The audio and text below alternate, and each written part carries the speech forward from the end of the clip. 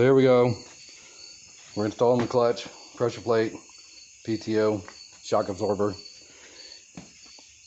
I've purposely put the clutch on backwards to show you that you really can't get this on here backwards because it's not touching the pressure plate at all. It just won't work. So if your clutch isn't touching your pressure plate when you install it, you get it on backwards. It should be the flat side. Comes the cat. So that's my service tool. Pull this out. Let me flip it around the correct way. Okay, and now we'll put it back in here.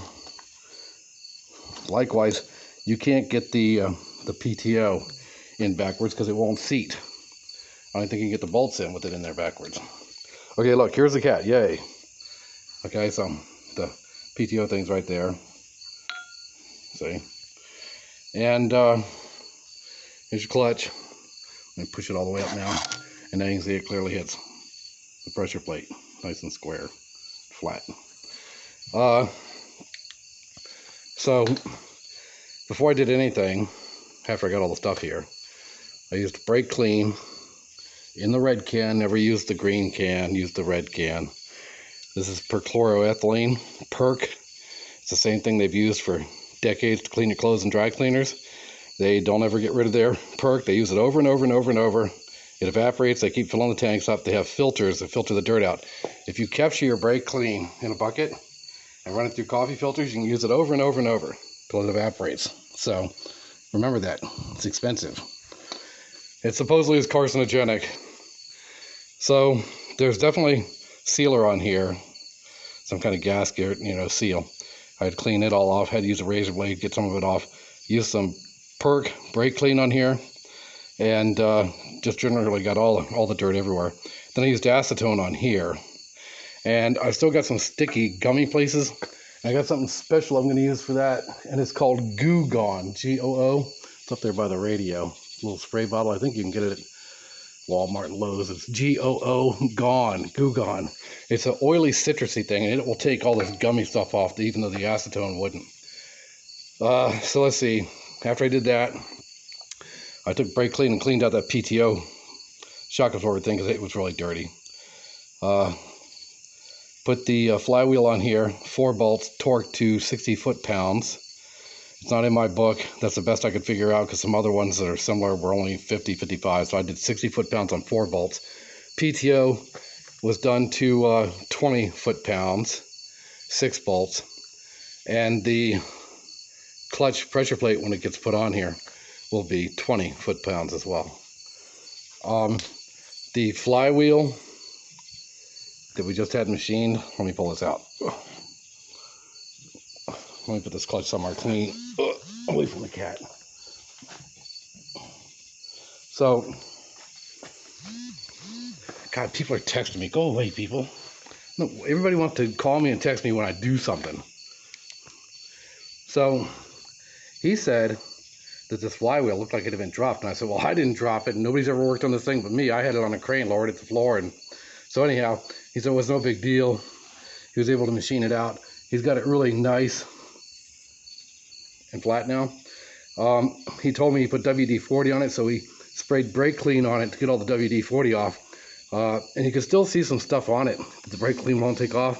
So then I used acetone and cleaned it off.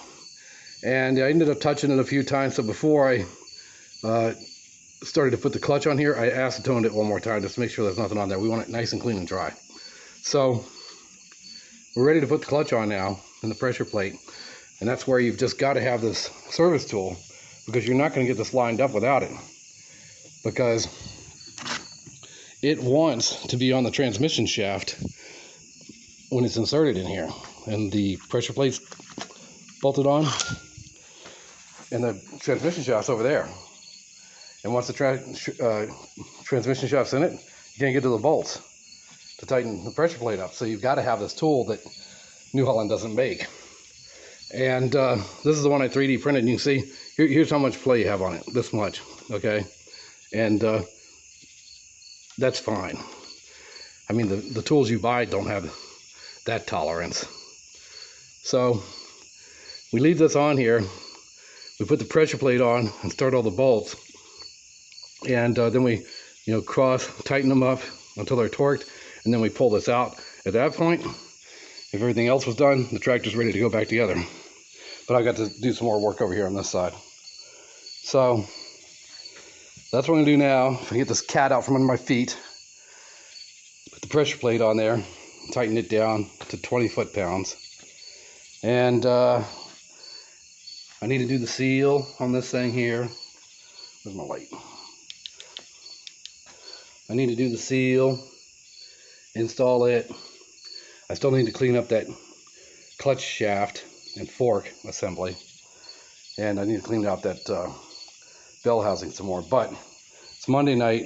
My brass fitting that I need for the throwout bearing, it won't be here till Wednesday. So I got plenty of time. Again, my only goal is to get it back together and rolled out of the way for shoeing Tuesday, Wednesday, Thursday. Thursday morning. It's Monday night. So that's all I'm going for right now, is to get it to where it can be rolled. Okay, what do you want to say? You're over here trying to take the whole hog the show. Go for it. What? Oh, is that you want to show everybody your bad paw? Go ahead. Well, I'm gonna say you don't have any light here. There you go. Go on. Here. Do it.